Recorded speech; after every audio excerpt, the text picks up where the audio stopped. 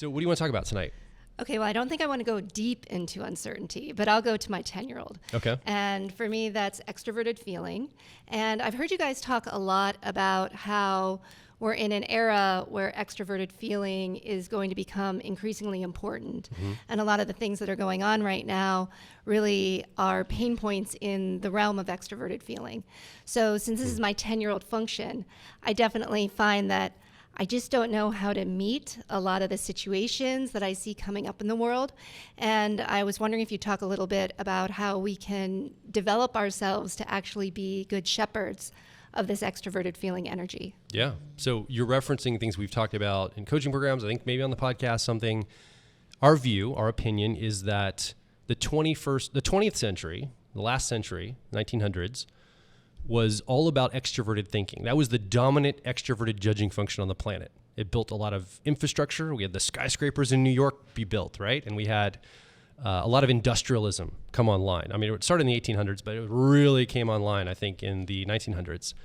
And we've talked about this, extroverted thinking wants to measure things. It built our infrastructure, which is a wonderful thing. But then in certain contexts, the Vietnam War is an example, there was no real metric for winning. So what is extroverted thinking's energy? The Joint Chiefs of Staff of the Pentagon, what do they decide? They're going to decide that body count, as an example, is going to be the metric they're going to use for who's winning the Vietnam War back in the 1960s and 70s. And so you can see both the benefits of extroverted thinking, effectiveness, in all the structure it builds, but also the damage it can do when it doesn't honor people, individuals. It can just throw people as a resource at something and use that as a measurement, and it can go offline really, like a lot.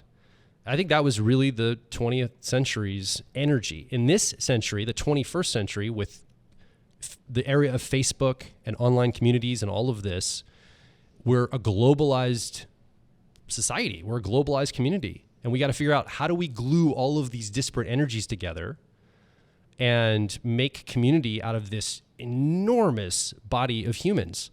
So our opinion is that this century, the 21st century, is going to have the dominant extroverted energy of extroverted feeling or harmony come online. And we're already seeing a little bit of that. You can almost see a little bit of this energy come up, like, the way that we're supposed to speak to each other, the way we're supposed to treat each other. There's an attempt to improve, ameliorate that, make it a better experience for a lot of people. More gentleness, kindness, honoring of everybody's experience, not just the select few at the top.